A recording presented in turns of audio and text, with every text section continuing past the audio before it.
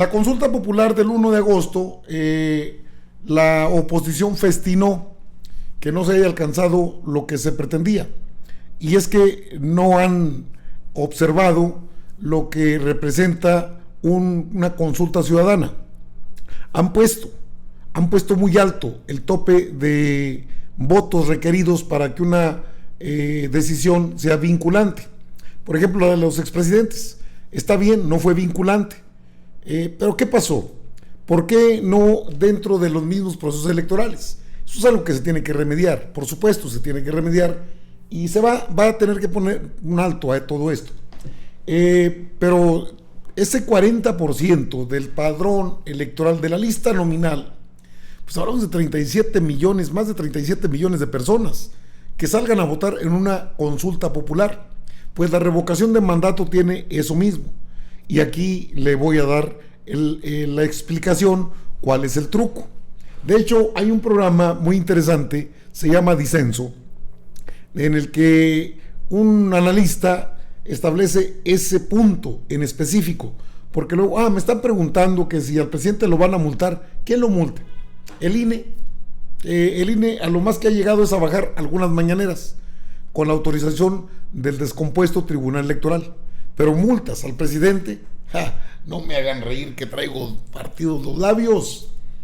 No, bueno, pues es que ustedes luego ven otros programas, ven otros canales, y ahí pues con el fin de pues de jalar vistas hay que decir lo que se pueda. No, hay que sustentar la información.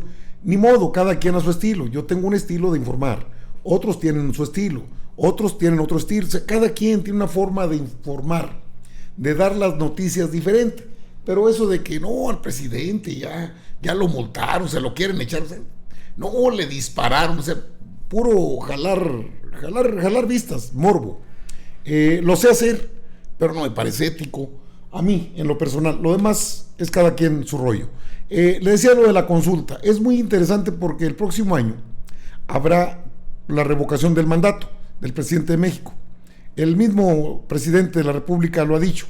El presidente López Obrador ha dicho que va la revocación del mandato. Ya se prepara la ley reglamentaria. En esa ley se tiene que contemplar un tope menor al 40%. Están proponiendo un 30% y se me hace muy alto todavía. Pero bueno, son los candados que quieren poner los legisladores. ¿Por qué no el 3%? Como los partidos. Para crear un partido político se requieren un tipo de asambleas, un número de asambleas, pero en votación se requiere que tengan el 3% del listado nominal. Con eso ya tienen registro y tienen millonadas de pesos. ¿Por qué? ¿Por qué a los partidos tan chípiles que no representan a nadie y a los ciudadanos que somos los que ejercemos la democracia nos ponen esos topes tan altos? Le digo que tengo un programa que es Temoris Greco, el analista, quizás lo conozca, aquí lo tiene usted en pantalla.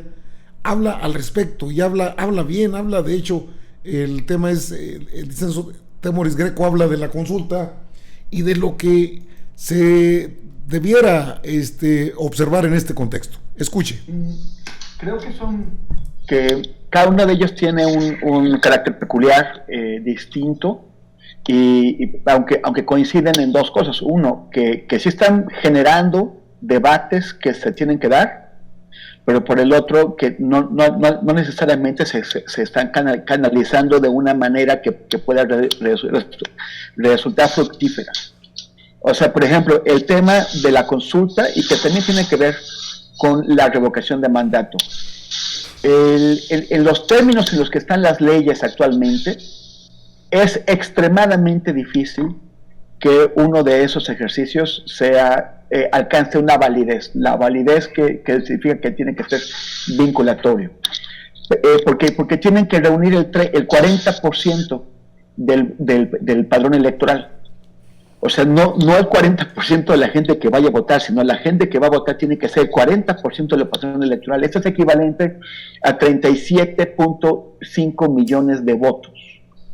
Si los actores políticos no están de acuerdo, como vimos en la consulta anterior, si una parte de los actores políticos sabotean o deciden no participar, es muy difícil que se logre el umbral de participación. Tuvieron, o sea, los que votaron fueron 7 millones, necesitaban 37 millones y medio, o sea, fueron menos de la quinta parte de los que tenían que haber votado para que la consulta fuera válida. Si la oposición boicoteó, la gente que no vota, pues no fue a votar, porque normalmente no va a votar, y ahí hablamos de la mitad del electorado. Entonces solamente podían contar o esperaban contar, en el mejor de los casos, con las personas que simpatizan con la 4T. O sea, estamos hablando de los votantes, pues yo no sé si los del Verde, pero bueno, el Verde oficialmente está en la 4T, de Morena, del PT, y esos votantes en junio juntos fueron 20 millones, o sea, la mitad de los que tendrían que haber participado. Si hubieran logrado movilizar a aquellos que votaron por Andrés Manuel en julio de 2018, todavía se hubieran quedado cortos con 31 millones. Pero el problema es que tú puedes culpar al INE de lo que tú quieras, de decir que no hubo promoción, que las casillas andaban de un lado para el otro, que no las encontrabas, que no hubo, bueno, lo que sea. Es que no hay disculpa. Fue menos de la quinta parte de la gente que tenía que ir a votar. Entonces esto significa que mucha gente, ¿qué me dices, Nacho, que no te vi ahí? ¿Se oye algo mal? No. Bueno, entonces, si por ejemplo en la consulta que va a haber para la revocación de mandato en marzo del próximo año, pues para que sea válida tiene que ir este 40% de la población. Entonces, la oposición ya vio lo fácil que es crear el vacío para que la consulta no tenga validez. La oposición puede pensar, si acaso tenemos las posibilidades de ganar, de revocar el mandato de Andrés Manuel, pues vamos a las urnas. Pero como parece que no tienen esas posibilidades, la opción para ellos es hacer lo mismo que hicieron ahora, el vacío.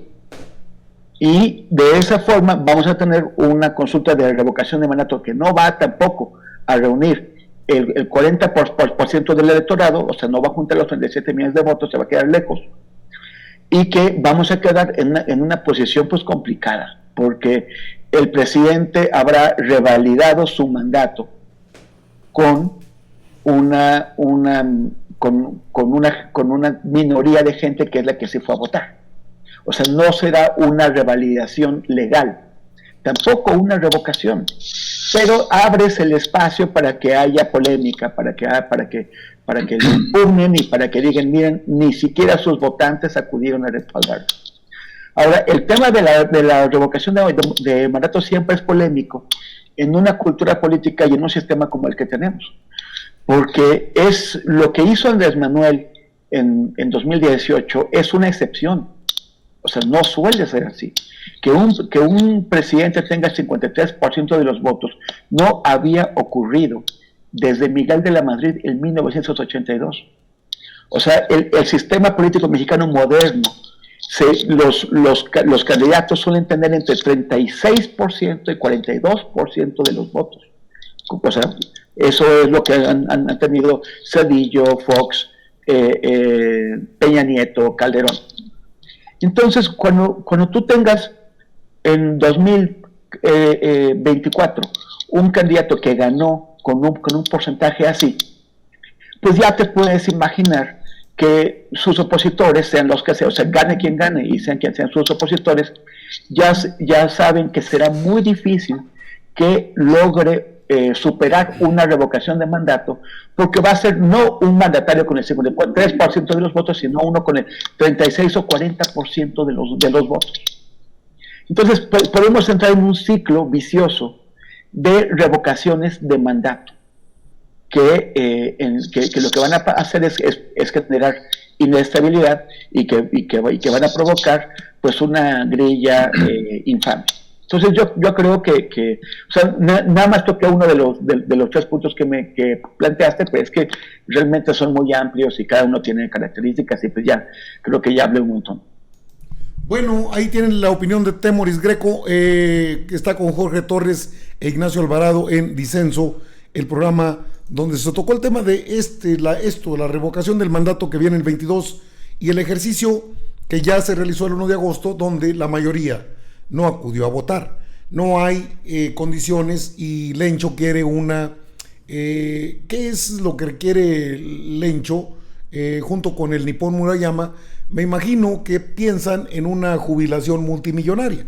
Están pidiendo 9,000 millones de pesos, no más, para realizar la revocación del mandato, es decir, la otra consulta ciudadana o consulta popular, como le quiera llamar.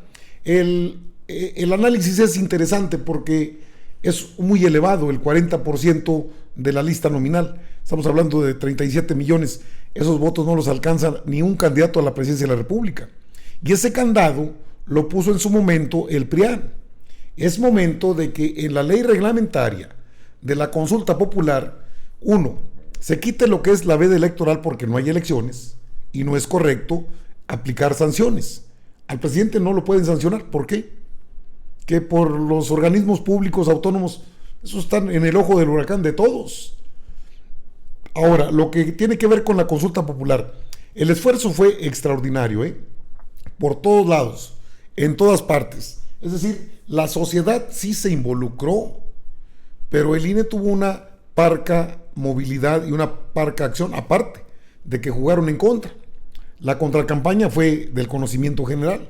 No, lo que van a empezar a generar, y eso sí lo informó en su momento, ayer lo di a conocer, Sergio Gutiérrez Luna dijo que el INE prepara sanciones para quienes promovieron la consulta, porque son solo ellos los que tienen que promover la consulta. O sea, ve hasta dónde llegan las locuras del INE.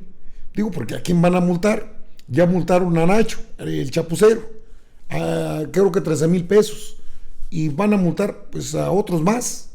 Pero no al presidente. Al presidente le hacen los mandados, le hacen lo que el aire a Juárez. Sin embargo, creo que sí debe haber una ley reglamentaria. Ya creo que Ricardo Monreal habló de la pérdida de la confianza. O sea, ya son grillas, grillas abiertas. Entonces, en una ley reglamentaria que establezca no un 40%, ya no están en peligro ni el PRI ni el PAN. ¿Qué es lo que puede darse? Bueno, que se dé una consulta similar a la del 1 de agosto y entonces la derecha, la oposición, en su momento va a salir a decir que hubo. Pues sí, lo validaron 7 millones, lo validaron 8 millones, aunque ellos, como partidos, hayan alcanzado 3 millones el PAN y 2 el PRI. 2 millones el PRI. Poquito más, más menos. Entonces, sí hay un trasfondo político que se tiene que analizar. ¿Por qué no establecer un tope de participación similar a la de los partidos políticos de nueva creación? Es el 3% que les impone y me parece muy bajo. Pasando el 3% tienen asegurada una cantidad millonaria y aquí lo que está de por medio es la credibilidad. O sea, tiene que haber visión. Aquí es donde siempre hacen falta no solo los visionarios, sino también el análisis de lo que pasó. Sí, eso ya es pasado, no, es presente. La democracia participativa no es pasado, es presente. Va a haber muchas más y se tiene que poner atención en ello. El INE no puede dormir tranquilo, está en la mira la reforma electoral, se puede tardar, dijo el presidente, yo no soy partidario de la ley del talión, ojo por ojo, diente por diente. No, es mejor como pacifista llevar las cosas con calma. Pero de que llega. Eso sí, que no le quepa duda. Es interesante el tema porque no podemos decir, no, ya pasó la consulta. No, es que vienen otras. La sociedad, nosotros, la sociedad, todos, todas y todos, tenemos que acostumbrarnos a ser participativos y no quedarnos callados. No quedarnos en casa. No, yo no puedo. No, yo no quiero ir. O sea, no se trata de querer. Se trata de estar a tono y de ser congruentes en el hablar y en el hacer. Por eso, para evitarle luego una grilla loca al presidente de la República con la revocación de mandato, pues más vale que haya una ley reglamentaria establecida que fije topes de participación, porque la ruta crítica que tiene el INE, esa la hicieron los Lorenzos. el Nippon Murayama y Lorenzo, que se siente el creador de la democracia. Mafufadas, pues.